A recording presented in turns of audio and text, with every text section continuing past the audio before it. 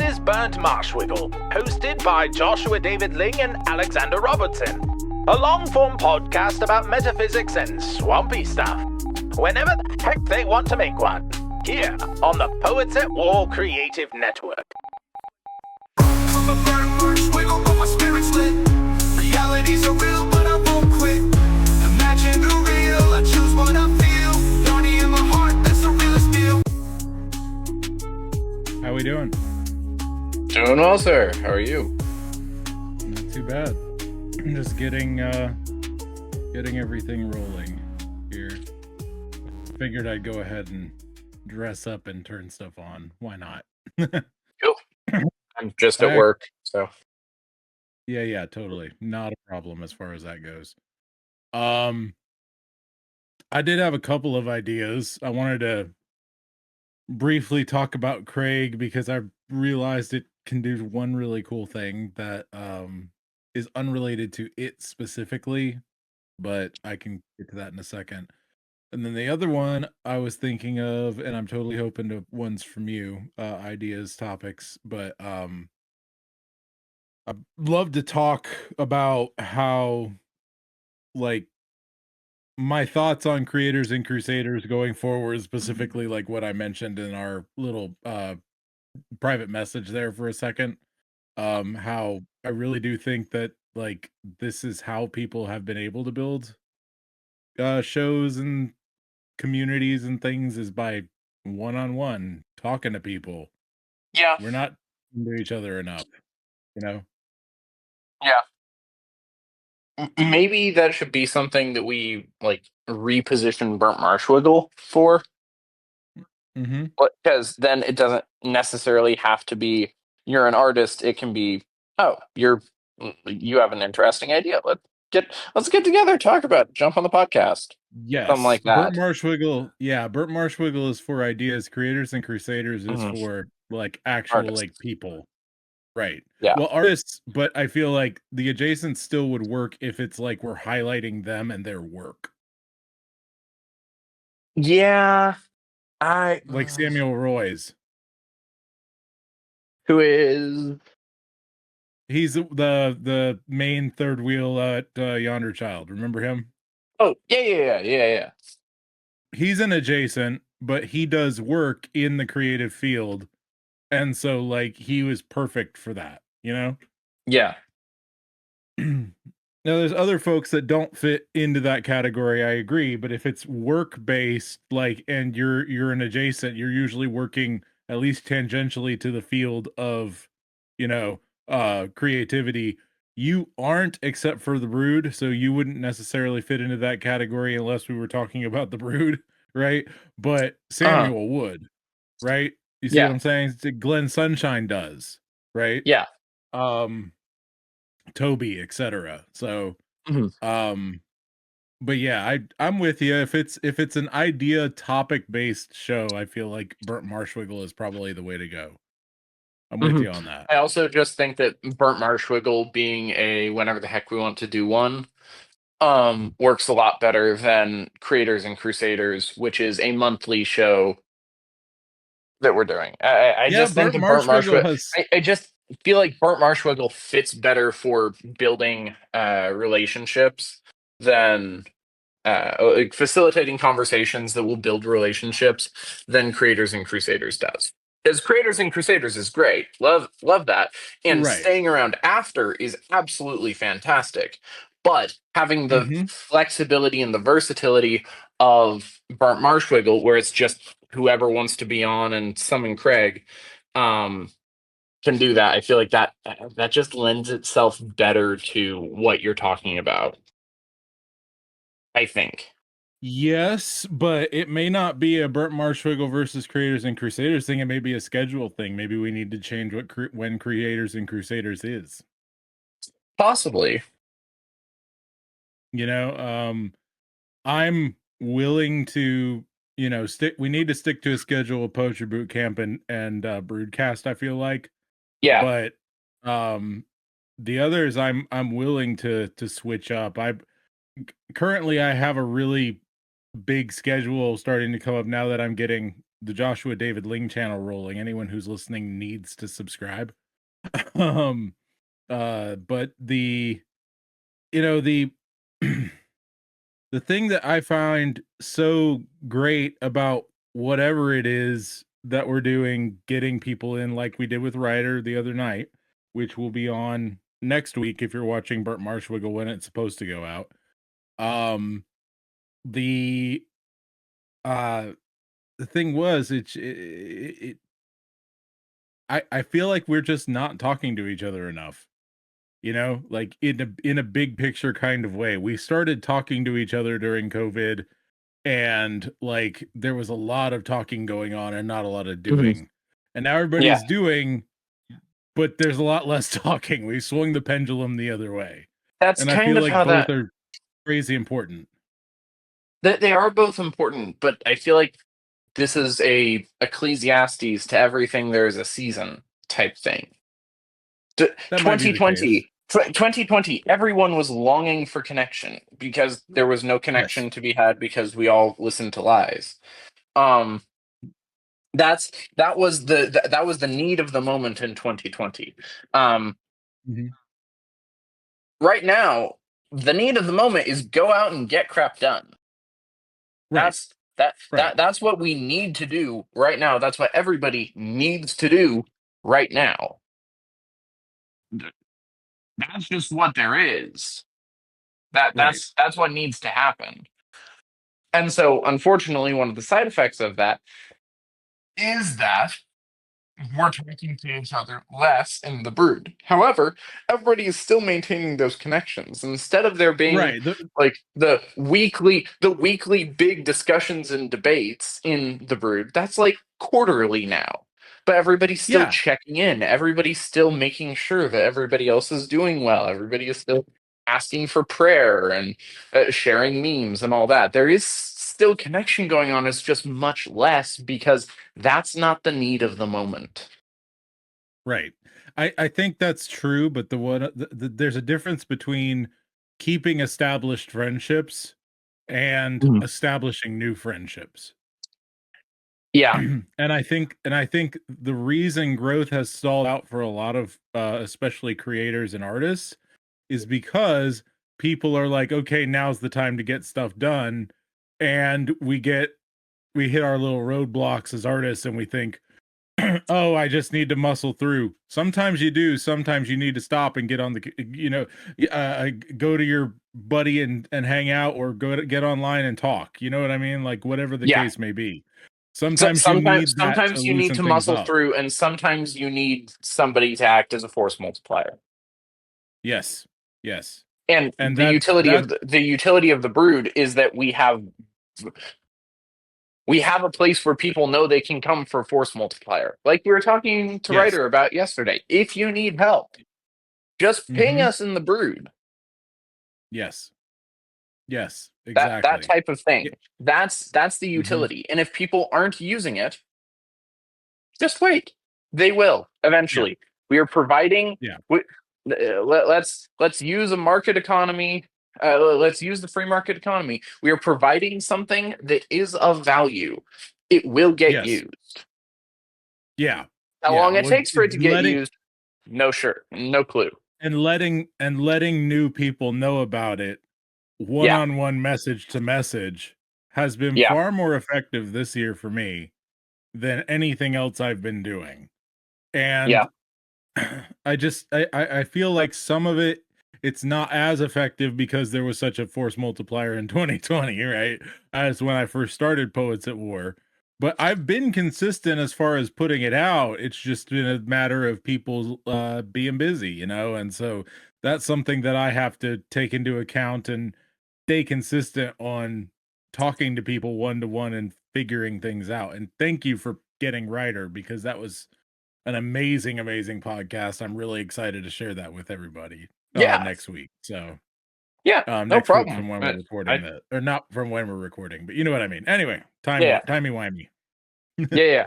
It's and I, I stumbled into him and realized, oh, this guy needs us and we need him. Yeah. This is fantastic. This is fantastic. We found another artist that we can help.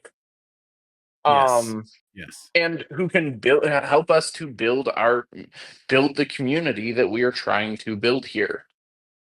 And And what's so kind of it, cool is yeah. we're finding more artists, but we're also finding more adjacents too. Hmm. Um, it's been a minute since we've found one, but there are far more than there used to be in the brood. And they're more active than they used to be in the brood. Yeah. Um, Michael Bush is more artistic than he thinks he is, and Uh-huh. has made some good stuff before. I've read it, but he kind of gave up, and he's doing his other thing now, which is totally fine. And I'm Yep. not saying permanently gave up. I'm just saying for a time, right? Yeah. Yeah. Um, and so like there's guys like him, and that's great. And you know, it's I think we are starting to more so reach the audience. It's just being on it as our people, our audience, I think is not an efficient audience to reach by any algorithmic means. Nope. The We, algorithm knows who but we are, and we've either actually right. particularly branded ourselves to make it almost impossible for us to reach an audience. It's funny though because like the algorithm definitely knows who we are because it serves me a certain type of video, Uh-huh. right? All the algorithms do serve me Lewis C. Tolkien-y videos. Like they know it's a thing. So Yep. they're either A, specifically geared to not bring those people together and to keep those groups from becoming more intertwined, Or B, or there's a it lot less of those than we think. or C, there is which I'm leaning towards C. The algorithm realizes and has realized that there's an extremely liberal side of Lewis Tolkien fans and an extremely conservative side of Lewis Tolkien fans, and it is actually being optimized for harmony due to how bad 2019, 2020, et cetera was. For like they were like, okay, any and all engagement is great, then it leads to chaos. Okay, so now we're dialing it back. You Yeah. see what I'm saying? So I think Yeah. that's probably the most likely thing. But I was listening to I don't listen to them often, but if they have a good guest or someone that has a good topic, Colin and Samir, are you familiar with Yeah. them? Yeah. Yeah.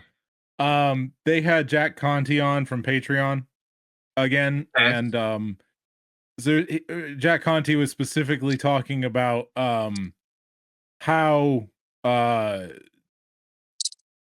one of the things that I didn't know, and it's something that we may want to look into at some point.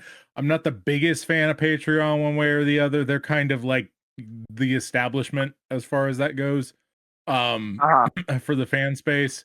They did some things in 2020 that weren't great, but they've since walked back a lot of stuff too. Yeah. Um Conti's very middle of the road. But uh they have free memberships now. So like email address only memberships. I picked it. So so you can set up exclusive stuff behind an email wall with them, and they're focused on converting people to higher tiers, right? Mhm. Which I think is a good way to go. It's far more organic, and apparently a lot of people not just hearing it from that, but actually looking further into it. Patreon is thriving over built-in systems on YouTube, right? Because people are so tired of the direct establishment trying to steer everything in a certain direction. The platforms themselves have less and less power because people are resisting them more and more, you know? Um and I am interested in how that's all going to shake out. Um overall, I've also been playing around with I haven't done a lot of coding with AI specifically. Uh-huh. But I've been playing around with some ideas for at least for joshuadavidling.com. Let me see if I can send a you know what, I can do a screen share. Give me just 1 second. Let me do screen share. Aslan's how we're gonna do this one. Share this, all applications, and that should do that. Now I need to pull up Safari. I'm gonna go to Poe where they had my code, and this is I got this is just a and this scales, but this is just a thing that it came up with when I asked it to do sort of a stained glass meets scholarly wood sort of a thing, and this is all vector, right? All I am seeing is the Discord. You're sharing the one window. I'm just sharing the Discord window. Yeah, it's a Yeah. Mac thing. Let me see if I can. I'm just gonna screenshot it for you, but I pulled it up on the OBS recording, so it'll at least Okay. get that. But let me see here. So that's just a very and it has an animation of a kind of like little light wisps. Let me shut this screen share down. It has animations of like a little light wisp kind of a thing, like dust molecules floating around. Yeah. And so like that's and it scales really well mobile to desktop, and I Yeah. um I really like it. It is more placey, like what we've been wanting to do. I need to tweak it more. But it did something fairly placey just with basic HTML5 and vectors, which I thought was really, really cool. Yeah. And so I'm gonna play with that some more. I've also figured out how to use more HTML pages in my WordPress situation. And so that's going decently.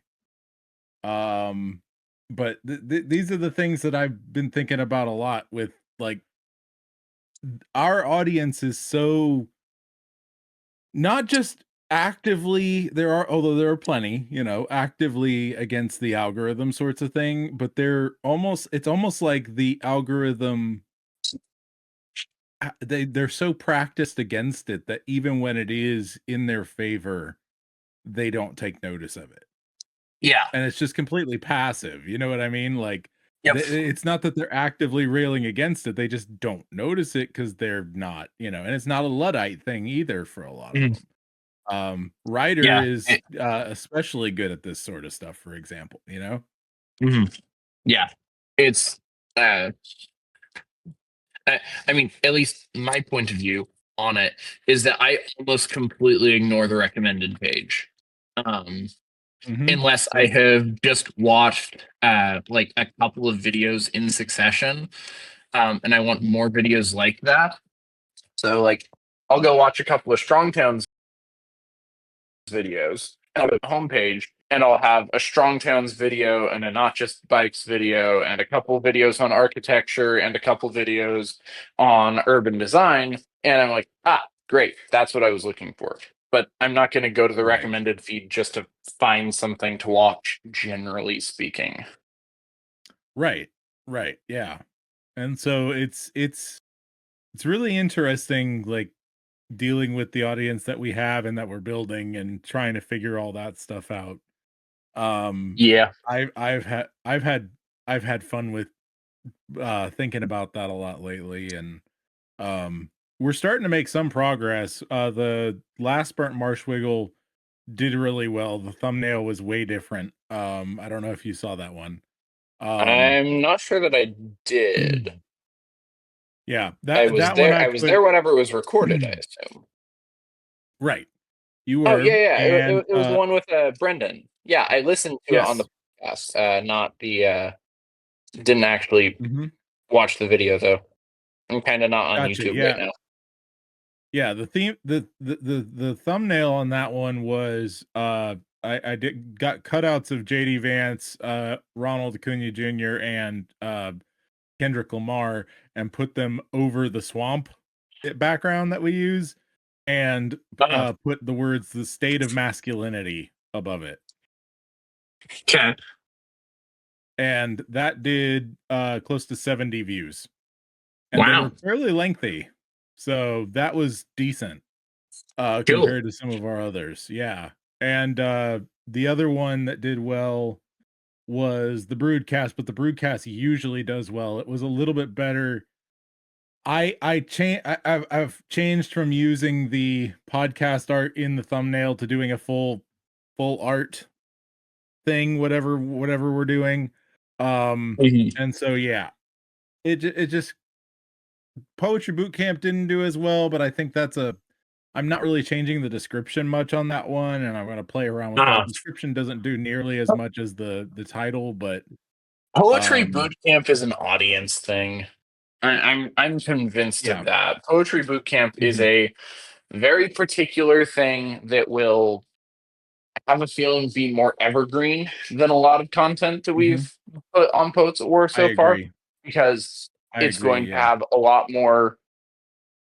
People will find one and then say, "Oh, that's a really interesting world," or they'll find the poems and say, "That's Right. really interesting. I wonder how they made that."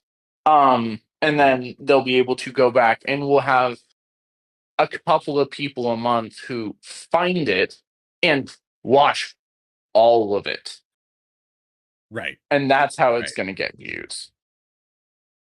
Yeah, I agree. I think that's gonna be how it shakes out overall. But yeah, the thing with Craig that I came up with that's kind of interesting is because we're getting multi-track audio recording from Craig, our Discord bot now. Yep. The thing that's really cool about that is with Ryder, he did not have a working camera. It was probably Discord needed to be updated or something, but I didn't want to It, deal it with that. it started working after you left. Oh, did it? Okay. Yeah, so it was But just like his computer being weird. okay.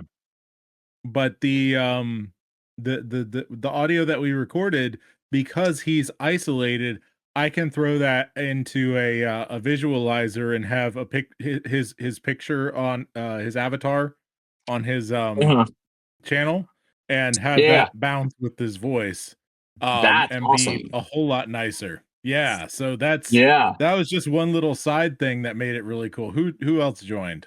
That's I'm not fine, they sure. can join. What's up? Ah, he is. There he is. I was wondering if you'd show up. What up, nerd? What up, Ooh, dude? How are you Sorry, I doing? we're missed last recording night. Burnt Marshwiggle currently. Oh, why are we wiggling? What are we wiggling about this time? Well, I was talking about a lot of content creation stuff that we've been changing, getting some extra views on. We talked about how good the writer interview was and everything. He's a lot more invested in the Brood now, as far as I can tell. So that's really cool. We had a good chat with him. Nice. Sorry, I missed it, but Oh, it's okay. Yeah, no. Not a problem. We're yeah, I was double booked. So glad to have you now. I'm definitely putting your theme song in as you come in this time. Mildly just a beaver. do not John Cena. do not give me John Cena. I am not John Cena. There's no way I could be John Cena. Oh boy. But yeah. Could you So, take John Cena in a fight? No. Could you No. take John Cena in an intellectual fight? Yes. I don't know. He's not as. I he's don't not think he's as stupid, dumb. but he's yeah. Yeah. He's not stupid, but he kowtowed to China. Yeah. Well, I don't think that is an intellectual thing so much as a character thing, not an intellectual Yes. thing. And yeah. Anyway. Moral thing. But yeah, Yeah. those are kind of the things we were getting at. We were talking a lot about our audience, and he pointed out Poetry Boot Camp is going to be a lot more of an evergreen content thing. People find it and then they binge it. Sure. As we get further into it. But I I'd kind of opened personally be very shocked if we ever get a like actual really large audience for Poetry Boot Camp. It could happen, but I'd be shocked if it did. but the other thing that really helps with Poetry Boot Camp is the fact that I'm bringing you guys into the world of the epic poetry creation, and it's something that I've wanted to do more of, like actually inviting people in to write with me, because like there's so many worlds and sandboxes already. Like if we actually got people that we trusted writing some of these stories, it could be really exciting. Yeah. So, but that's way on down the line, I think. But Yeah. the thing that I brought up toward the beginning though was how interesting our audience kind of is. We had a little bit of a spike at Broodcast in the last Burnt Marshwiggle because I changed some stuff up on thumbnails and whatnot, and some people subscribed and stuck around. Like we had a little bit of a jump. It wasn't crazy, but it was for a podcast fairly significant. For just a quick change. The um the our audience actively and passively resist the algorithm. There's some that actively resist the algorithm, and then there are some that passively resist the algorithm and just never ever look at anything recommended whatsoever. Alex mentioned he's one of them. And basically trying to get to people, I have found way more success this year already in just cold messaging people one to one. I'm not doing a ton of that. I'm just doing like one or two a day. And That's how I'm starting to get a lot more interest in what we're doing.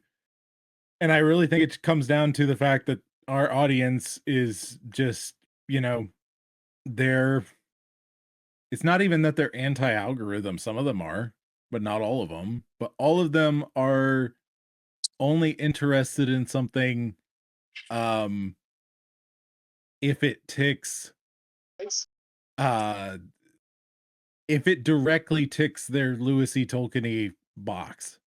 And that's what I'm having I'm trying to work out is there is a way to do more than just the cold messaging, but the cold messaging is doing more than I ever thought it would. So there is that. Yeah. But yeah, I that's kind of I where don't we're at in the conversation. the cold messaging thing is interesting to me because 100%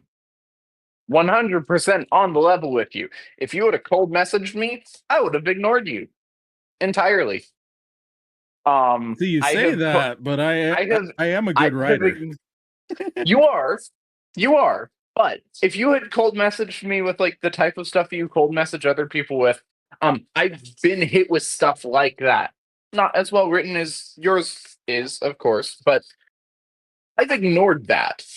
I'm not Have you interested. heard I have zero interest. have you heard my cold message my current cold message? I'm always updating it, but like what I Current one, I'm currently not sure that have. I have. And I know that I heard one Let me, like a year ago. oh yeah, no, I've way updated it since then. Give me just a second. Let me pull this up here. Figure this out here. Read this. I'm working on that. Y'all can talk. Let's see. Let's see. How's your day been, Brendan? Fine. Uh, fine. Nothing really to speak of. We're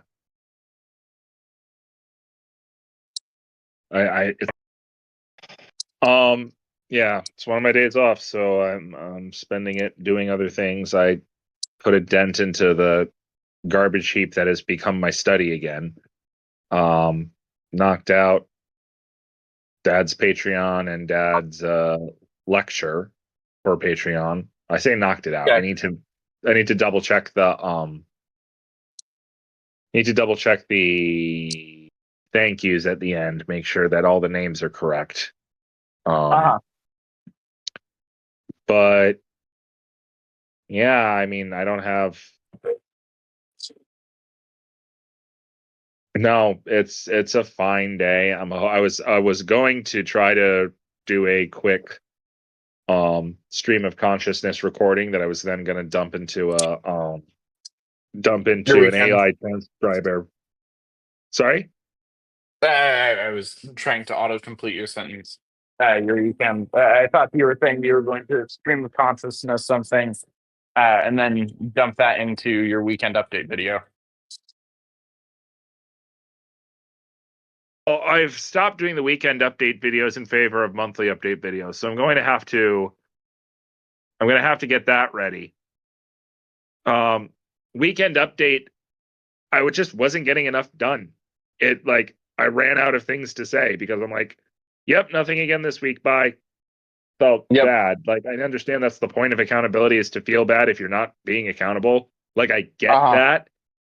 But at the same time, I didn't think I really had enough time to do the thing that I was Mhm. trying to do, you know. So we're going to try a monthly update, and that I got that idea from game development. Actually, the guy who does Pirate Software, he mentioned that instead of like doing monthly updates as an option because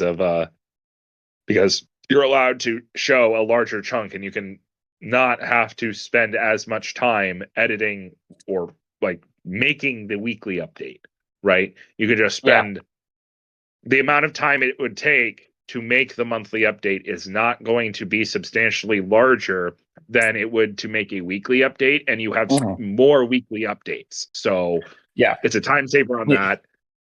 Yeah. Mhm. You might be looking at like 1.5 times the like actual time spent making the monthly update as opposed to the weekly one, but you're Yeah. making 4 weekly updates, so you're saving a massive amount of time. Exactly. Yeah. That's Yeah. exactly it. So here's my thing real quick. It says, so I'm going through and saying hi to the people who actually follow me on social platforms and just introducing myself. Thanks for reading this. If you do, I'll make it brief. I'm bringing back epic poetry to the mainstream, and I have a group of Tolkien Lewis style inklings called the Brood of Writers. If you're into either of those kinds of things, you can check out my website. I'm also happy to talk with anyone about anything. I pray your life is going decently right now. Cheers to the king. Website link. Not bad. I Yeah, and with that, I I'm might I still might tweaking it. I might check out the website, but yeah, Mhm. cold calls just Yep. kind of turn me off. Yeah, yeah, totally. I get that, but apparently, like for most people, I don't think people are getting as many cold things that aren't obviously scams anymore, because everybody who's doing obvious scams is using the same AI, the same stuff, right? Yeah, that's fair. That's And fair.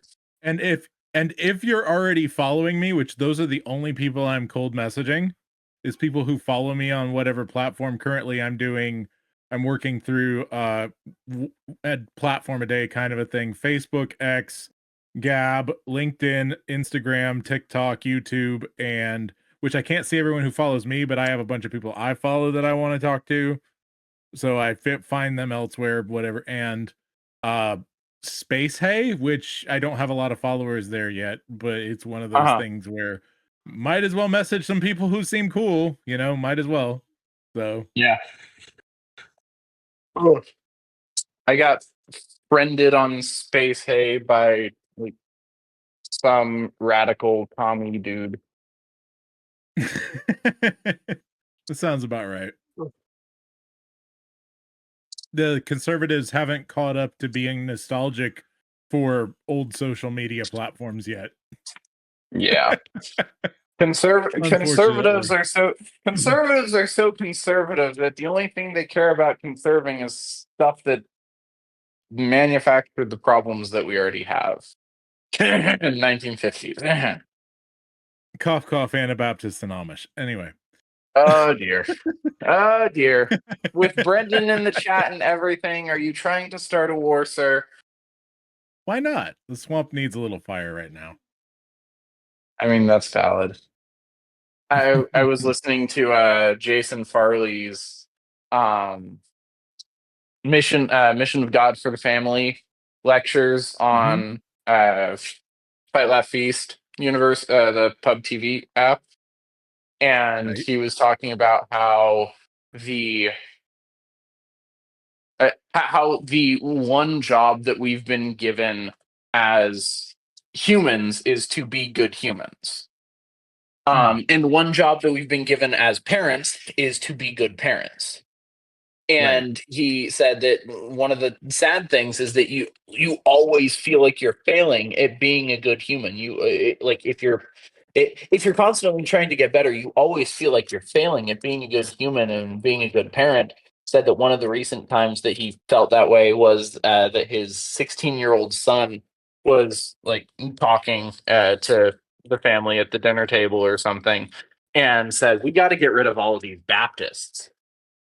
Like, oh no, I've failed at being a good human. I've not taught him to be a good human because that's not what we need. And he learned that from me.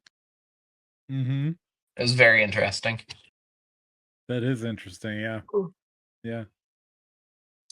But yeah, it's the whole nostalgia thing we've talked about at length before. Like, nostalgia's end, if you worship it, turns into the Amish. And I think that's where a lot of the misunderstanding regarding things like Ren fairs for certain folks comes into play. But it's like, Yeah. wanting to recontextualize yourself because you know your context is crap, Mhm. right?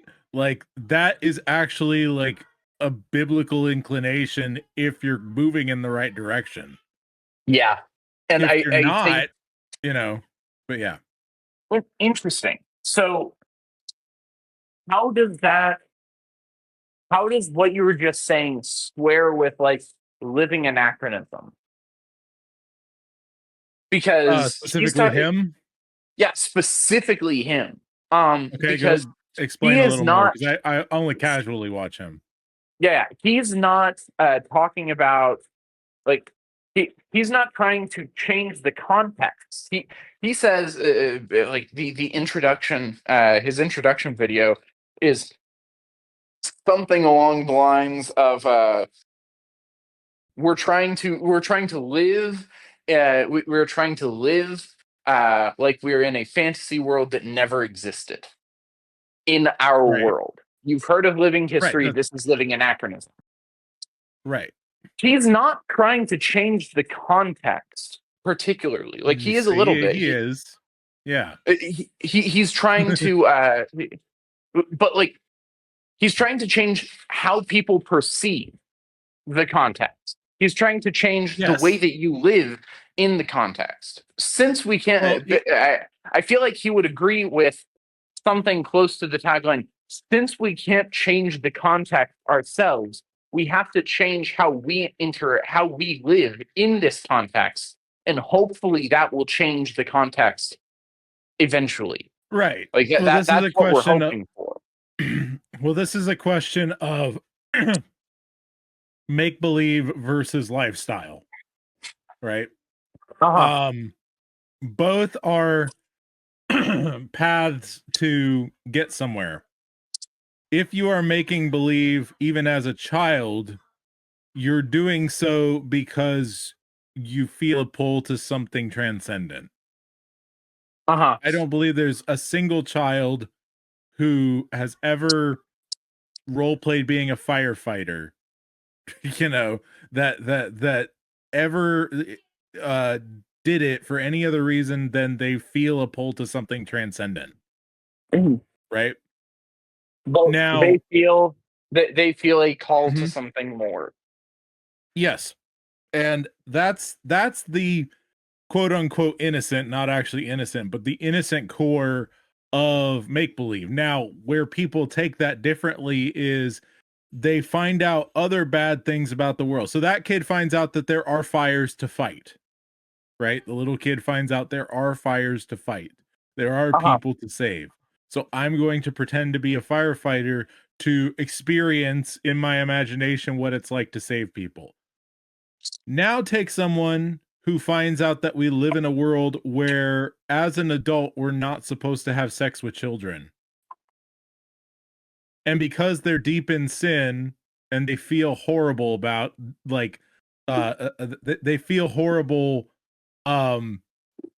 about the fact that they live in a world that doesn't allow that.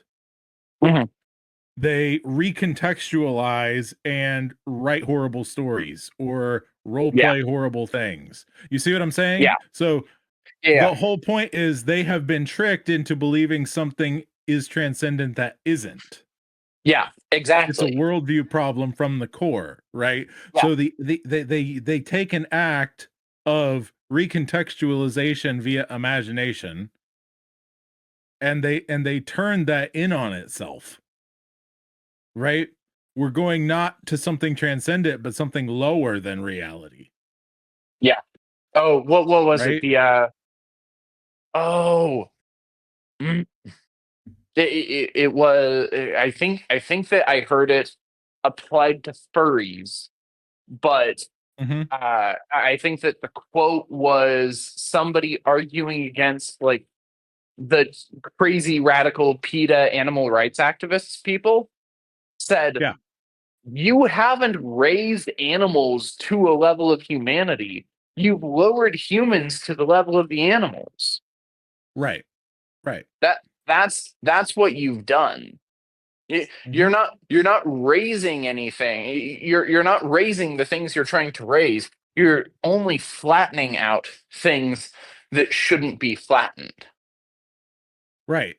And so how does oh, I forget Plastic the food. name, Reynard the Fox and Robin Hood and those sorts of things, like, how are they different, right? How is Peter Rabbit actually different? And what it really comes down to is you are recontextualizing and generalizing about usually personality traits Uh-huh. through the use of animals for the Yeah. sake of simplifying a general point, Yep.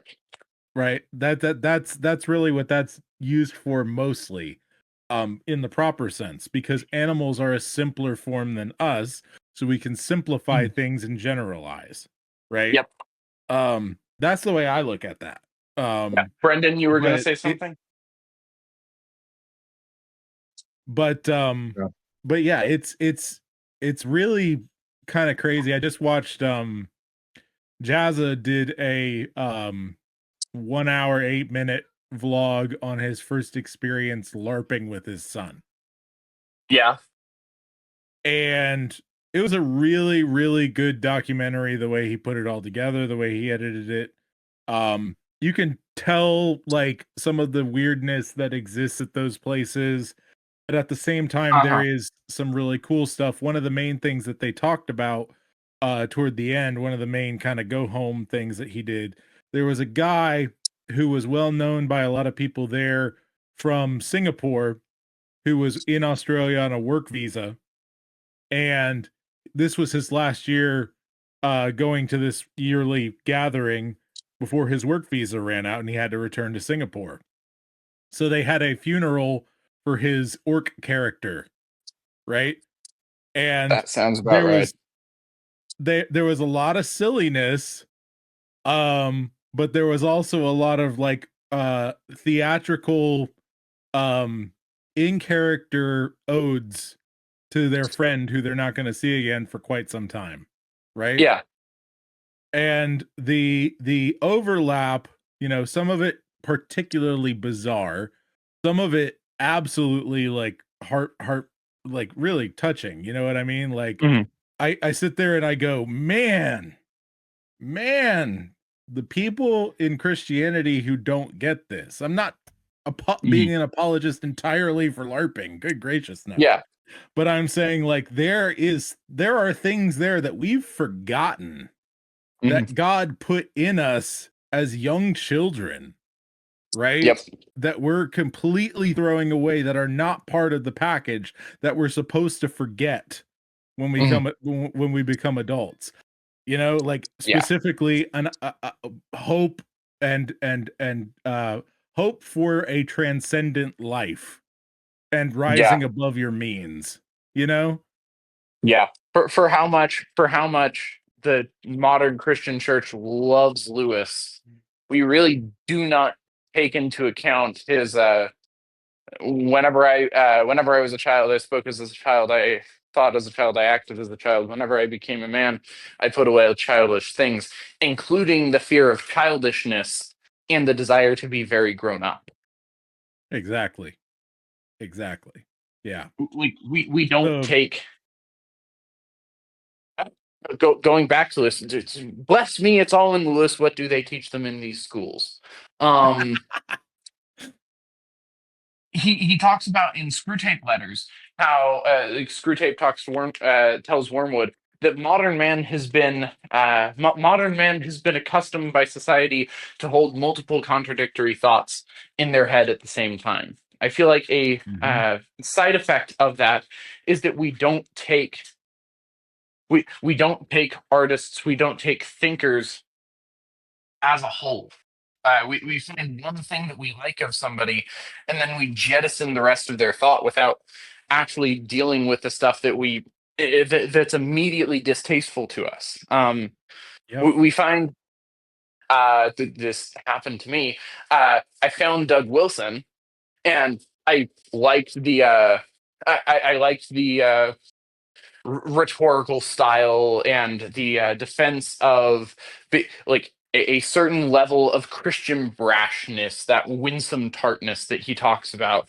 I really liked that. Didn't like the Presbyterianism thing, didn't like the Calvinism thing, jettison Right. that, all that. Except for I read Lewis, and I knew that you have to take people, you have to take all of them Right. at least seriously. You don't have to agree with Right. everything that they say, but you have to take them seriously if you enjoy something that they've done. Right. We don't do that anymore. Nobody thinks like that anymore. And you see that in playlists and playlist culture. There's good to be had with having playlists of music. But Yeah. there is also good to be had, and this doesn't get talked about. Nobody thinks this way in listening to complete albums and complete discographies. Hmm.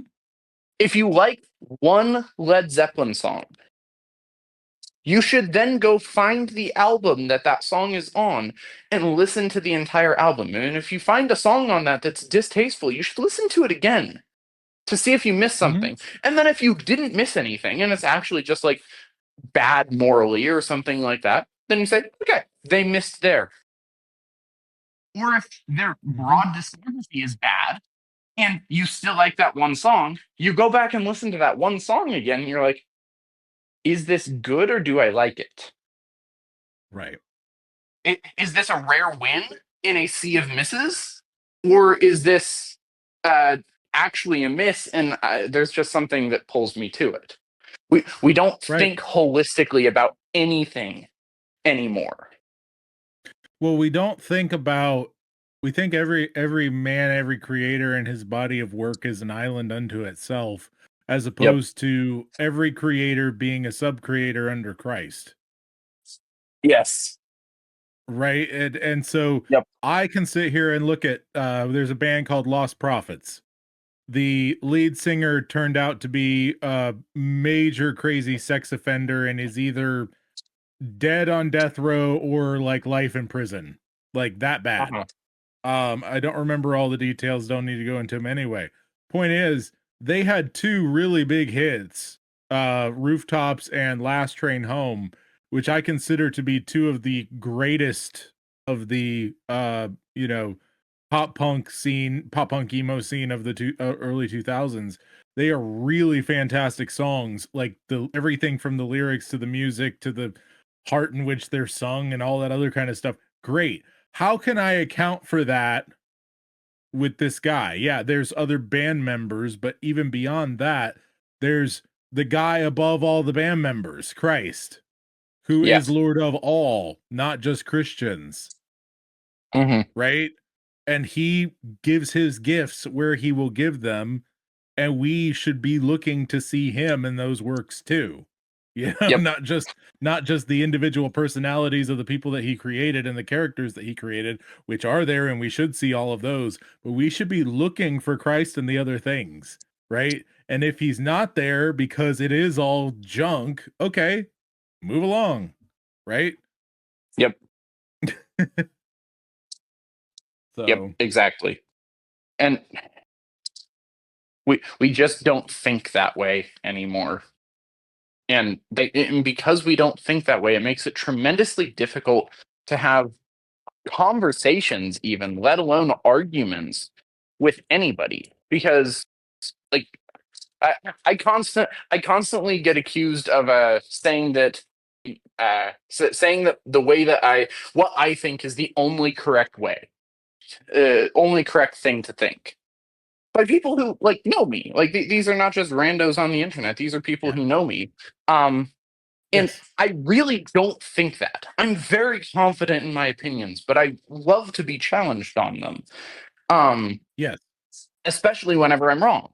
Like I love getting Yes. challenged on my opinions and finding out, oh yeah, I'm actually no, that's not right. I shouldn't have that opinion. I should have this opinion. I love that. I find that Right. fantastic.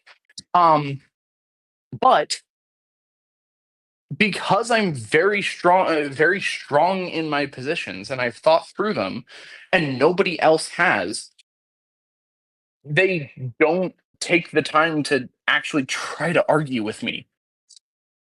Right. They just say you're Right. arrogant in you're arrogant in your beliefs, and therefore I'm not going to bother with that. A lot of people do that, and Yeah, I everyone just kind of want has people to their think. I just want you to think for yeah. to Yeah. think deeply about what you believe, and then talk about it. And you're not willing to Yep. think deeply. Just because I'm willing to think deeply doesn't mean that I think that I have the only right opinion. Yep. And I think that everybody kind of has their blind spot when it comes to their own rhetoric, Yep. and the way that they talk. Mine for years, I've told you, is I lead with my fun, goofy, crazy side, and a lot of people just immediately don't take me seriously, right? Yep. And but I find more value in continuing to lead with my crazy, goofy, fun side, because that really does kind of weed some other people out. And some Uh-huh. people see past that and will look at that as either oh, fake acting, arrogance of some kind. There's all kinds of, people who actually do see that I'm like doing it on purpose, it just Mhm. depends. But like I'm with you, but I feel like if you're gonna be misunderstood in this world anyway because of sin Mhm. regardless, you should at Mhm. least find the way that you like find the way that you want to be misunderstood and be misunderstood that way. Does that make sense? Like, don't seek to be Interesting. misunderstood, I I but like, yeah. Go ahead. but if you know you're going to be misunderstood, control that misunderstanding that people will have about you. That's very interesting. I hadn't thought Yeah, about it that way. yeah. Hmm. That's the way I've kind of had to deal with it myself. Is okay, if I'm going to be misunderstood, how do I want them to misunderstand me? Mhm. Yeah. So here's the problem. Here's the Mhm. problem with this entire conversation. We're talking about understanding, but we're talking about understanding from only one particular angle. Correct. As much as, I grew up with an academic. I grew up valuing logic and reason and all of this stuff. However, that is not the only way with which to understand. Yep. The Yes. universe, the world, the everything is infinitely complex because we have an Yep. infinitely complex God. And he made the world infinitely complex with depth and all kinds of meaning and other things in this. So, with that in mind, when we focus on needing to think deeply about our stance and our belief and stuff, we run into two major issues. The first is, you're right, people don't think because they don't want to go through the effort. Yep. Thinking is hard. Let's be honest. Thinking deeply is hard, and people don't have the energy or desire to expend the energy on doing this because people don't like doing hard things. That's where we are Yep. now. It is a character flaw, but here we are. The other thing, though, is that people oftentimes will use a different type of understanding to process what has happened. What I mean by that is there was a guy who I saw who was having an argument. He was telling a story about how he was in a debate. He was, it was Christian. It was, he was young. He was a Christian. He was on a campus crusade or something. I don't know.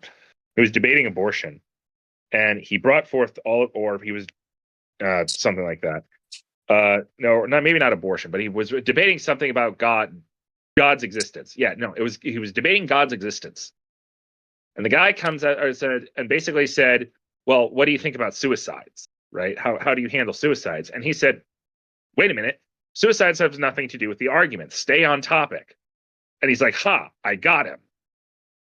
And it wasn't 2 hours later when someone went up to him and said, do you know why he asked you about suicides? It was because his sister had committed suicide not 2 days ago. Right. He was working on an emotional level to understand, not an intellectual level. And in that sense, yeah, the pagan came to the wrong conclusion, but he's not wrong to operate on that level. Right. So one thing, when you are being challenged and when you're saying, oh, you're arrogant, it's not that they're not thinking. It's that they're not using the same rubric you are. Right. And what they're hearing is, my rubric is better than yours. Right. That's absolutely correct. Yes. Regardless of if you're saying that or not. So I'm just throwing this in here, like, hey, like, I feel in my opinion, I hear a lot of sort of, like, even in this conversation where we're all agreeing with each other, we're all like patting each other on the back and going, yes, yes, and yes, and yes, and. I just want to throw, okay, hang on. Because, like, we all can agree with the statement, I don't think I'm always right, but I always think that I'm right. Because if I didn't think I was right, I wouldn't think it. Yep. This isn't rocket science. This isn't particularly groundbreaking, nor is it particularly offensive. However, I think, whoop, that was wrong. That was the wrong button. I think that we need to be very careful not to,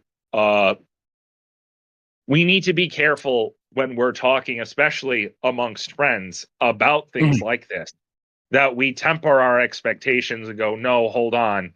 I really don't think about everything. I don't operate on every level of understanding possible. And I should, when I have conversations with people, take a step back and say, okay, are we working on the same rubric here? Are we working on the same, are we operating on the same level? And when I mean level, I don't mean like one level's better than another. I'm using up and down motion. I just mean we're talking about two streams here, right? Two parallel. It might be better to say we're operating on different planes. Sure, that works. Yeah, people are very instinctually aware of this. Even I think more so than actually using logic the way you're talking about, and understanding the idea of planes, which is why I choose to lead with the goofy fun side of things usually, because if people see me as not a threat but not stupid, then I feel like they have a chance of landing on my plane eventually. If that makes sense. Yeah. Even if they don't, I can step back, but I wait for the moment to step back and say, okay, this is the plane I'm operating on. I don't just immediately go to, like, this is the plane I'm operating on, because I think it's more persuasive to stick to your plane sometimes. Not always, but there are times to stick to your plane and see what happens. It's a chess game. And then there are times to step back and say, whoa, okay, I see we're on totally different pages here. We're totally different planes. Where are you at? Like, I think that what you're saying like is totally valid as to where the pieces are, but sometimes I don't want them to know where the pieces are. It just depends on the conversation, right? Well, yeah. I'll Right. If you are trying to have a conversation and you view the conversation as one person versus another person, then yes, it's chess. But now we need to ask the question of, should we consider conversations to be chess? Good question. I would argue no. Should we consider conversations to be antagonistic? There's no other way for me to phrase it. Chess is a versus game. I don't think it's antagonistic. I do think it's political in the root sense of the word. But you can have right, even but you with have your right. But I'm using the word antagonistic not in its technical denotative sense, but in the sense that you have someone who is opposing you. You have an opponent. You are on two doesn't sides. have to be you are pushing toward each other. That's what chess is. Right, but he's deconstructing your metaphor. Correct. My metaphor is not perfect. Sure. You are correct. My metaphor is not perfect. There are times though when there is strategy to win somebody to your side, even when they're already somewhat of a friend, win them more to your side. Right? Mm-hmm. Sure. And that requires some of the same sorts of strategic thinking, even if it isn't oppositional. Mm-hmm. So I'm going to need to wrap this up and get going in just a second, guys. You guys can keep talking and we can leave Craig on if you want to continue with that. But I'm going to have to end video here and go help Casey unload groceries. So I think I'll just do a quick send off here and I'll re-edit it back in if need be. But all right. Thank you guys. I'll be back in a few if you're still here. If you're not, it's okay. Can you stop? Can you stop or kick Craig or no? I think we can stop and kick Craig if we need to. Okay. All right. Either way, I'll stop him later if I need to. He'll keep running. But thank you. Okay. No problem. Bye. Yeah, the issue that I've had with that, Brendan, is that it's possible that I'm just bad at it. It's entirely possible that I'm just bad at it. But every time that I've tried to do that analysis and see what plane they're working on versus what plane I'm working on and try to bridge those, like I'll switch from a logical, like follow the syllogism argument into a, okay, then let's think about it this way and tell a story that like works inside of the emotions. Then they switch to logic on that. It's like, well, that's a nice story, but it doesn't work. Right, because story isn't a form. Okay. When you're doing story, what you're doing is you're making it, and you're still creating a logical framework. So you're doing a logical framework through emotive language. What you need to realize, what I would argue, there are only two planes. If we really wanted to break it down, we could break into more subplanes, but for the purposes of most conversations, the way that most humans talk, you only have two planes. You have the logic and reason plane, which is frankly very ivory tower, and you have the experiential plane, which is where a lot more people operate. The experiential plane tends to be very more emotive in nature because humans are emotional and we tie emotions to experiences. And by tying emotions to experiences, that's how we process and understand those experiences, which is why the guy asks about, again, going back to that suicide thing, what do you think of suicide? Because he has this experience with this emotion, which is how he processes that. He needed someone to tell him that suicide is awful and that God hates suicide as much as anyone else because he does not want any of his children to suffer and feel like they have no choice but to exit stage left, right? Yeah. He needed someone to bond with him on that experiential level and start talking him through that. When you tell a story, you're not automatically going to experience. Stories can be experiential in a sense of, I'm going to tell you a story of what happened to me, right? That is inherently thing. But if you're trying to go, all right, well, let's talk about Narnia. Nope, doesn't work. That's still logical. That's still Ivory Tower. It's not an experience. I mean, it's an experience in the sense that reading, if you talk about how you felt when you read Narnia, that's experiential. But Narnia, the story itself isn't experiential. It's still in the realm of theory and logic. Because even though it might not be a logical syllogism as A, B, C, D, E, F, G, you know, it is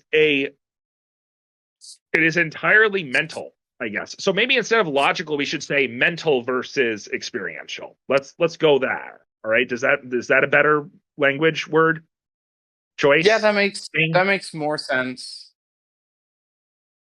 So it's really okay. I'm gonna be honest with you. It is really hard for you to do that. Just hearing how you have talked and what you're training and how you speak and go through things, the most experiential you get is when you talk about Jason Farley and your story with how you process what Jason Farley says. That is the most experiential you get. Yeah. So it is something you probably need to work on. I'm not saying I'm any better. I suck at all of these, right? That's why no one takes me seriously ever anywhere. At least not in my real place, right? I've burned too many bridges. I've had too many explosions of anger and emotion, and now no one will listen to me, generally speaking.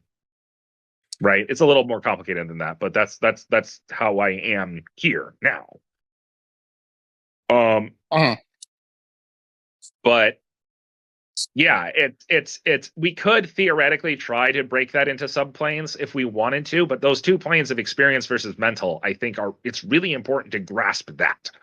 And I think you're right. When people all right, now, having said that, let me go back to what you were saying originally and say I think you're right that when you switch planes, people will switch planes because we have a pattern established. I think this is a human psychological, sociological thing. Basically, yeah, it's a human bug where, oh, I am now in an argument with you. We have established this. Oh, you have changed tactic to you have switched. I need to switch now because I have to continue opposing you.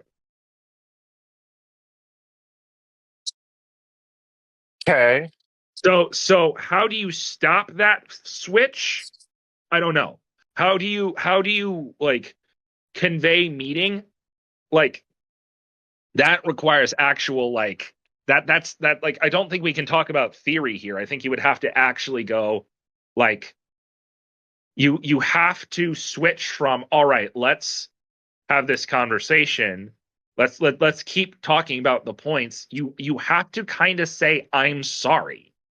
You have to completely change what the topic of the conversation is about. You can continue the conversation, but you have to temporarily divert to them. You have to talk to and speak to them about them and what you are saying to them. Like that's the only way I can think of trying to stop them from re-swapping in order to keep opposing you is to try to engage them on a completely even engage, that's a military term. Try to reach out to them and go, I have obviously done something wrong. I am sorry for causing you to think that I am your enemy. I don't want that. I'm sorry. May I? And then the next thing we would do in theory would be ask permission. May I try to explain why I think this, but not with, but from my, if you're, because you are generally going to be in the mental side. May I try to explain this to you from my experience? Right? It's a hard reset tactic. It's very forward. I don't like being, I don't like floating around. You know this. I don't like dancing. Well, no, that's not true. I like dancing. I'm just not good at it. And I don't like verbal dancing. I'd much rather be straight to the point. Hey, listen, I screwed up. Let's try this again. May I talk to you from my experience? It's not necessarily, I'm flawed. I know I'm flawed, but this is where I'm coming from, right? Let me get this into you. Let me try to get this to your head, because otherwise what'll end up happening is you'll just keep flipping back and forth and nobody gets anywhere because you're still talking on two separate planes. And well, one, you started talking on two separate planes, and two, now the person just wants to oppose you because it's what they have to do. They're like, you're wrong. You have to be wrong. I now have it in my head that you're wrong, so I'm going to do backflips to make you stay wrong. That's the only thing I got. That's the only thing I got, because, yeah. Yeah. I don't know. I feel like you don't like that answer. I don't. Because as you said, I really don't generally bring up my experiences. Like Jason Farley, my the learning theology from Knox Unplugged is one of them. The only other time that I really talk about my experiences in proper discussion is whenever I'm telling people my story. Like, I lost 4 siblings, that type of thing. And I don't base anything that I think of off of, or any of my positions on that. Like, I don't deny Wrong. that I don't deny that they influence my positions, but I really don't think that they're the foundation for them. They're the foundation more than you are willing to acknowledge. You're only human. You are not a robot. Yeah, of course. It takes you, if you want to, you say, oh, I'm willing to be proven wrong. You might be willing, but that doesn't mean you like it. You might have more maturity than your average person. I'm willing to yield that. I'm willing to yield that you are more than willing to shift your stance, but it's going to take a lot of work to get you to be ready to shift your stance. And it's going to take more than just, listen, A plus B plus B plus C plus B plus C equals D. It's going to take more than laying that out, because you are going to do your darndest to do your backflips to go, but wait, what about all of these other things of this mental backlog that I have, because I want to make sure I'm right.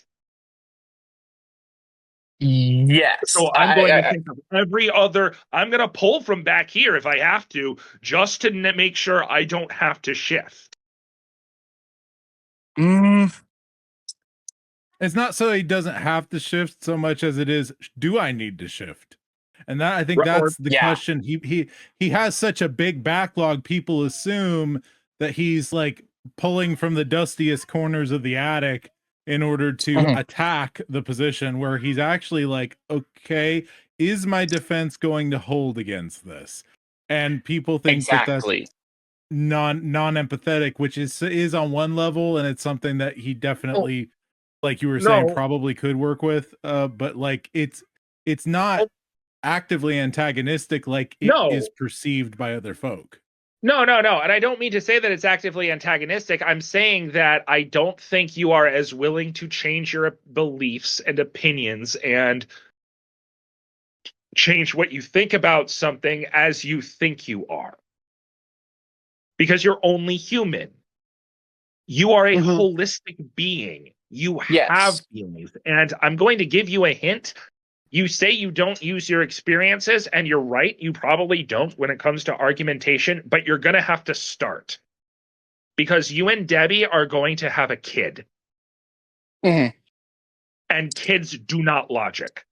I don't care how smart your kid is. I don't care how much you teach them. Mhm. You have to speak to them on an experiential level too. And you have to be able to talk about your experience with them and go, listen, I can give you all of this knowledge and like how to argue and what's going on, right? But you need to know why I value this. You need to know why this is important. You need to know what is the deeper meaning behind all of this. You need to know, I need to show you that I have experienced the pain that you are feeling now. I need to show you that I've experienced the joy that you will feel and why it's better this way. I need to show you that I have lived life. Right. This is the Interesting. difference So, between theoretical versus experiential. The all doctrine is theological or is theoretical until you get to the actual, like, how does this actually fit within reality and experience, cause and effect. Like that's another level. The This is me talking about how Narnia shaped my worldview because my father read it to me and cried when he did. I knew, not just because, like, I knew there was something there, and that made me want to test the logic of Narnia against the rest of the world, right? Like that's what made me even care to test the logic, right? This is we are what we become what we love and what we worship, right? Mhm. And if you do not have love and adoration for Christ, you're not going to follow him no matter how much you theologically agree with the system. This is it's commandment 1, Yep. love the Lord your God with all your heart, soul, mind, and strength. Right? Yeah. That's If what that, First yeah. Corinthians 13, if I speak with the tongues of men and of angels, but have Mhm. not love, all that. Yep. Yep. Okay. Yep. And you do have love because I hear your intensity about the things that you love. People not thinking, how much logic and the stability of the way God made the world is, right? Like you Mhm. have this big strong strength, but expressing that in only logical terms um can not only turn some people off, but they go, okay, what's the point? You never get to, this is my love, this is a beautiful thing because it Mhm. gives me the stability No, that I no, need in life but when that everything else that's feels crazy. that's the thing. I do get there, and then they say, "Well, Yeah. that's great for you." Right. Right. Yeah, yeah. That's There's that's that the too. You're gonna problem. have that I do regardless. You're gonna have that regardless. That's where neither argument will convince, either the logical or the experiential. Exactly. That's the Yeah. thing. And I feel like the experiential, more than willing to be corrected on this one. But I feel like the fact that everybody seems to argue experientially inherently leans towards a level of subjectivism. It Oh, can. that's only true for you. Right. It can. Am I wrong that those two are causally correlated? They don't I have to don't though, think it's because causal. yeah. I don't think it's inherently It, causal. I think there is a correlation. I think you are viewing this from a, okay, well, no, I didn't. that's true for you. there's like, oh well, first of all, it's like, well, that's just true for you. That's been your experience. I'm happy, like, it's like, I'm glad that you've got that. But when you what that is a admittance that they cannot understand on one level, but it's also well, not necessarily that they can't understand. It can be a logical argument to say that, well, you are an illogical and or unobservant narrator to the story that you're telling me, right? It can be that too. Well, no, but saying, well, okay, he says, this is my experience. This is what I believe, my experience. This is my argument from experience. Right. And they say, well, that's great for you. Right. He's saying that is subjective. To a certain degree, it is subjective, but what it's doing is it's saying that, like, it's saying, all right, but that's not my experience to a certain degree. It's admitting that they don't see that, right? And so so then how do you follow up?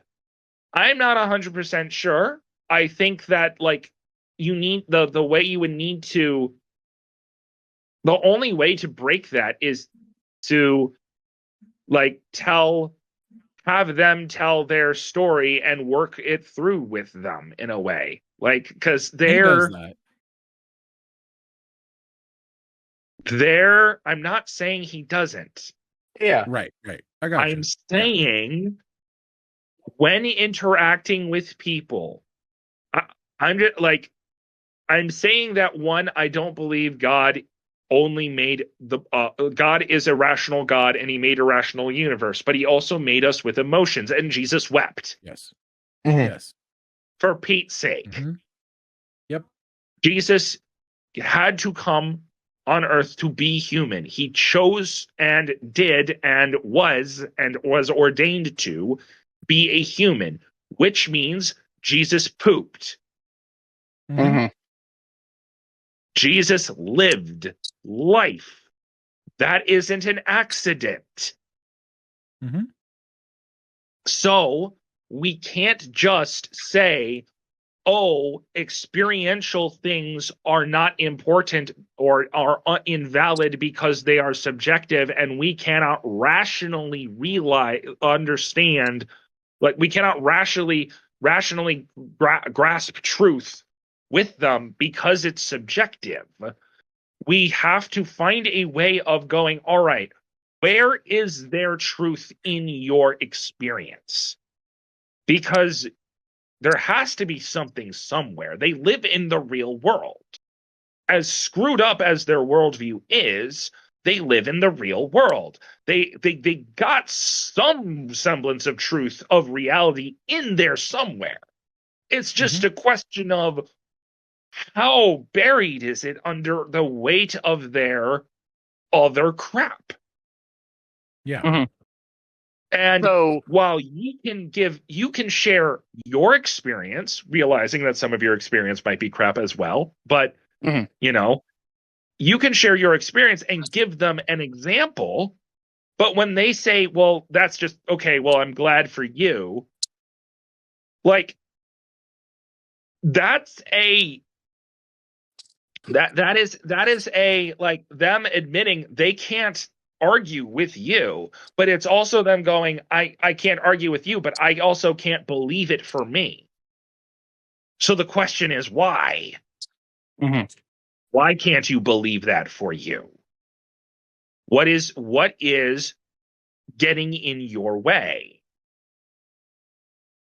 Because, like, a lot of people go, oh, like, if we're talking about, like, the existence of God as an odd subject, if we're talking about the existence of God, going, for me, saying, listen, I believe God exists because of my experience and blah, blah, blah.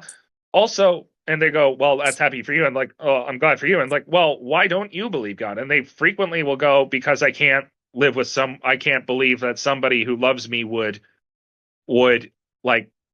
send me to hell for not believing in him or whatever, right? There's an emotion they're saying, like, and I'm sitting here going, all right, but if God doesn't exist, then everything you do is meaningless. Mhm. And like and life itself is not worth living. I can't believe your atheism because Mhm. frankly, having there be hope is important. You know? Yep. Like going through and discussing now, yeah, we're talking about, yeah, now we kind of are bridging that gap between experiential and like mental, right? We're kind of Mhm. in that weird middle phasey area, but it's like, hello, like you're human, you feel, you know? Like Mhm. I think it's better. I'm happier because God exists. I'm not sad because God exists. Mhm. Hello? Right. Right. Like Yeah. like like like There's like like you can And have joy too. and no one You know, and no one who's actually a Christian is sadder because God exists. That's not a yeah, thing. right. yeah, Right. exactly. Um, You know, you're no you're matter sad. how many caricatures of the no I matter was gonna say you're sad because you think God. You're sad because you don't want God to exist, so you keep telling yourself that He doesn't. yep. Come on. Anyway, So The if I can go jump on, back, you go Alex. ahead.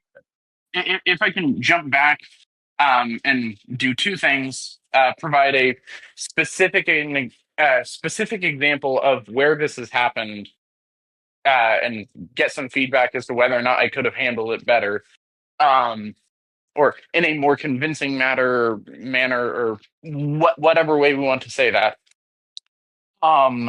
And then the other one is why something that you said made me make a connection that I hadn't made before as to why I don't argue experientially ever.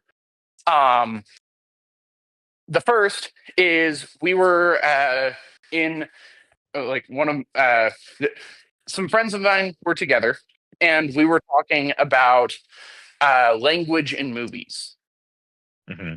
and I was arguing that biblically, just because a movie has foul language in it doesn't mean it's a violation of the Philippians principle: whatever is good, whatever is true, whatever is honorable, whatever is worthy of praise, think on these things. Just because it has something bad in it doesn't mean that it is a violation of that principle to enjoy it. And they were arguing, no, it does, because if you're enjoying that and you're coming back to it, then you are meditating on that thing that is bad. Assuming that language is bad, which is not an assumption that I make, but that's what they were arguing. And so I switched over and I said, okay, concrete example: Steve Jobs. There's like 7 F words in it, smattering of other language, and the main character is a jackwagon. That's the point of the movie. That movie touched me deeply because it speaks deep truths about the nature of fatherhood and the nature of doing doing everything that you are doing for the next generation, to make sure that your kids live in a better world than you do. And that resonates with me deeply because that's what I want to do for my kids. And they would not let go of the logic of, this is evil, you're meditating on it, therefore it's bad. But I've done something better there. I mean, were they arguing from their own experience, or were they saying no, evil? They But were arguing purely from the Bible. okay, so first of all, so why didn't you define your terms and go, what do you mean by meditate? I did. It said basically coming back to watch something or giving your mind to something in a thought. Okay, so are you so um So meditate. So a swear. Would you? Did they say that you would? All right. So now you ask them, are you accusing me of meditating on the F word or on the story? Okay. I mean, I don't think like. I mean, I haven't particularly watched the movie, but I don't think that Yeah. like so I can't speak like to it, but you said it's a good movie. I'll believe you for this, for the purposes of this. I don't think that like I think they're accusing well, first of all, they're accusing you of doing something you're not doing necessarily, right? You're not necessarily meditating on it, right? Yeah. Any more than you're meditating on porn, I don't know, or meditating on like you're meditating on the Bible more than you're meditating on that thing. Yeah. Thinking through processing, you thought about it, it's a piece of media. But by that same okay, now here's another question though. Like what do you consider bad language? Because And I asked them that question too, and their answer was the standards that everybody understands. This is bad language. Everything from damn to the F word. The entire gambit is bad language. Doesn't belong in anything that a Christian watches. So the Christian can't read the Bible. That is the exact argument that I made, and they said that's the Bible. It's different, and moved on. No, don't let him move on. Because you're like, all right, here we go. You want to have a theory, you gotta be consistent. Because like, okay, like I wouldn't like that just sounded like a bunch of people who were frankly they were being jackwagons. They weren't talking in good faith. That's the thing. That's the thing. They aren't willing to be consistent. That's where I started the entire conversation. Is I don't mind if somebody disagrees with me if they're willing to be consistent. They're not willing to be consistent. They're not even willing to put in that much effort to have a thought that continues on from their previous thought. That's the issue that I have. They can disagree with me all they want, experientially or mentally, but they're not willing to be consistent in either mode of thought. That's the issue I have. Right. Okay. So why are you letting that? Welcome to humanity. Why are you letting this have control over you? No. That's the thing. This is just like we're on Burt Marshwiggle. This is something that I feel is metaphysical and interesting and an issue with modern society, and so I brought it up. I thought it was a worthwhile discussion, and thought that it might reap some benefits for me in the way that I interact with other people.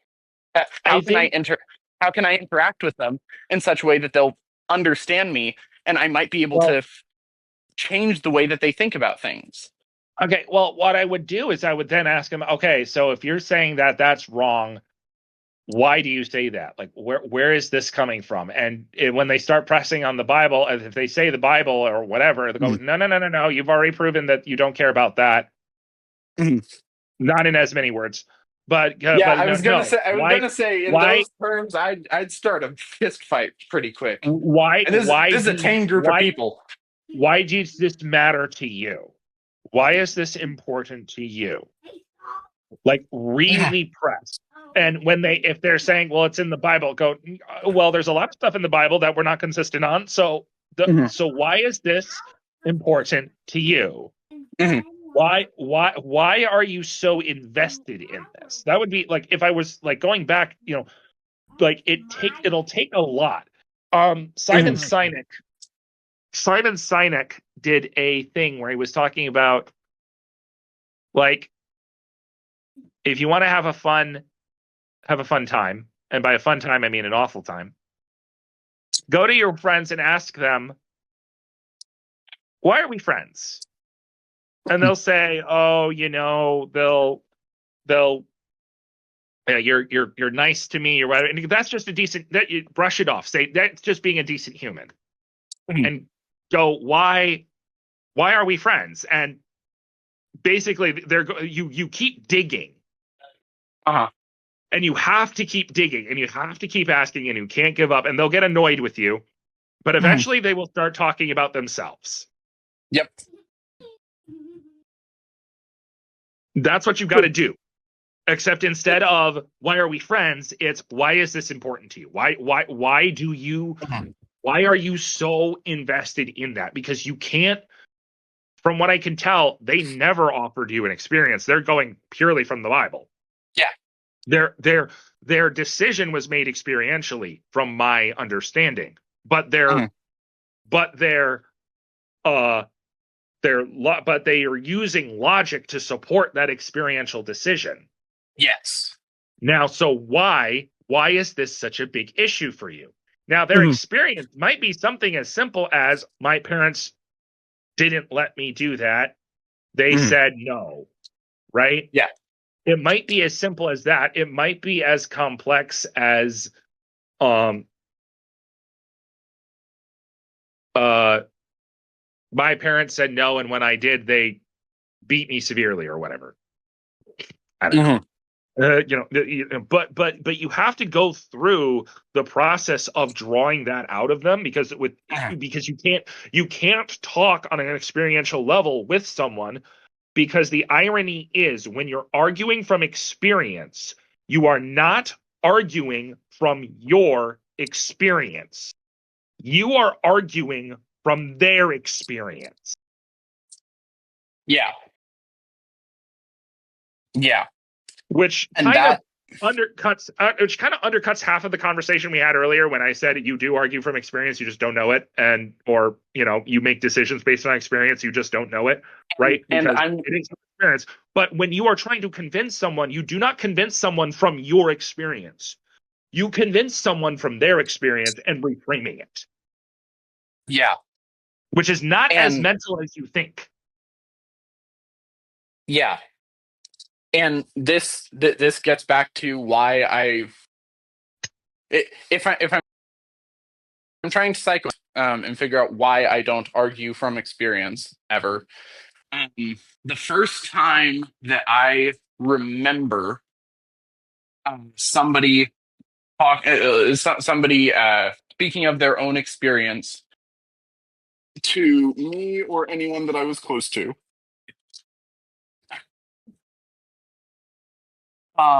The first time that I remember someone speaking like that to me or people I was close to was whenever Elijah, my first brother, died in 2008. So I'd have been 6. And I distinctly remember actually a good number of people, including my great grandparents, coming up to my parents and saying, I know what you're going through. It will be better. I know what you're going through. It will be better. Or whenever it was really bad, which actually happened to my parents, I know what you're going through. My dog just died. My guiding principle to this day, and I will not change it, no matter what. I will not change it.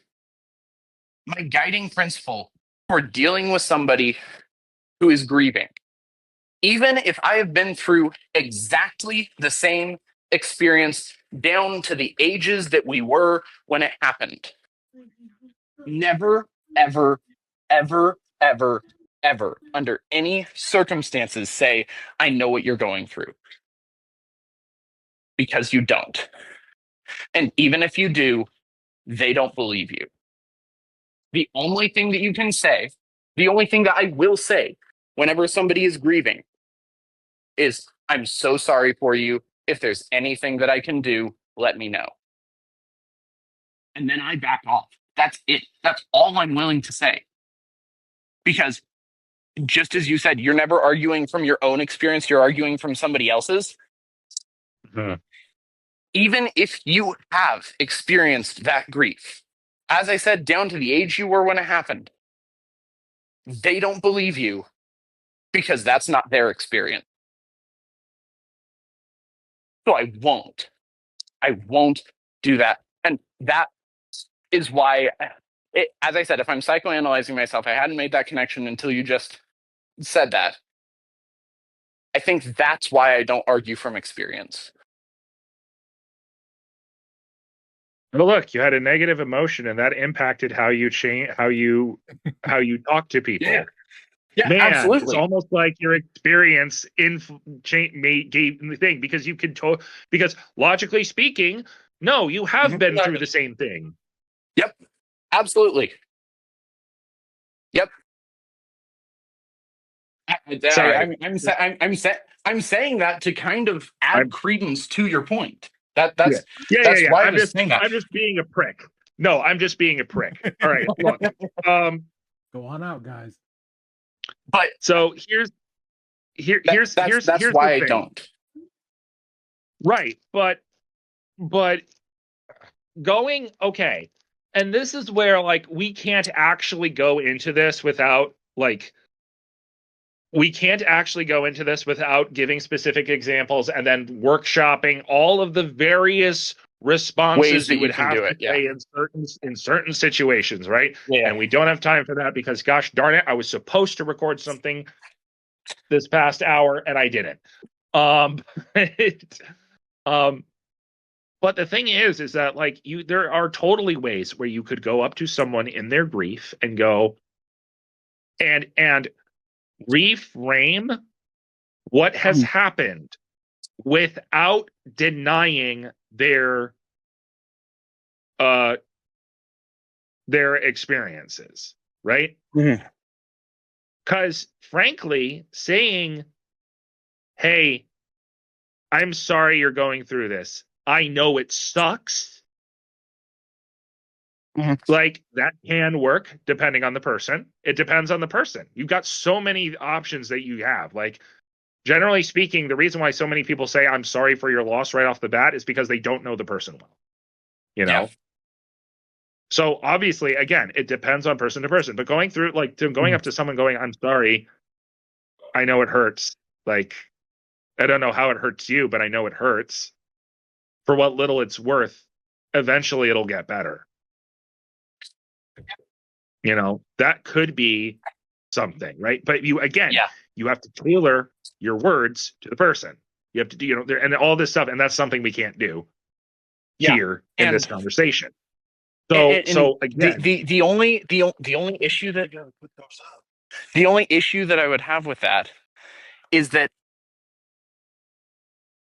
once again, from personal experience, that is so ridiculously difficult to do, because my great-grandparents, who my family was close with, said that, and it took a while for mom and dad to forgive them for that. If they couldn't do it, why would I think that I am capable of tailoring something like that in such a way to make it better? Do I think that I'm wiser than my great-grandparents? No, not at all. So sometimes those decisions are to tailor, like he's saying, sometimes are made out of love, and you make the attempt regardless because you love that person. But that is, once again, situational. There are some people who you should stick to what you know works to the best of your ability, like you're kind of suggesting. And like you said, you go down a million rabbit holes with this, but I think the big thing, the only real difference between either of these ways of arguing, this is sort of the classical apologist versus pre-sup, and what it comes down to is, do I stand on what I know is true, or do I stand on the fact that I know God made this other human to have something of his image that I can dig through and find, right? I think both are valid depending on the situation. I really do. I really do think that this is situational and a wisdom thing, and it all comes down to really and truly like not any kind of fail-proof way. There is no 100% fail-proof way. It's how are you faithful in the moment to the best of your ability, you know? Whatever that is.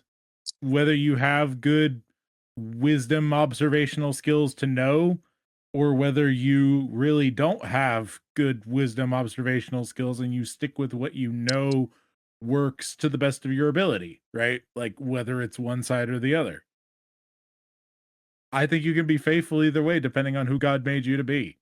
I really do. Yeah. So we can stop Craig there, I think. Unless you guys had something you wanted to finish with. Did you, Brendan? No. Okay. That's a I'm a good moose. conversation from everything I heard. Everybody, be your family's bard. Do not turn to the right or to the left, and the Lord will be with you wherever you go.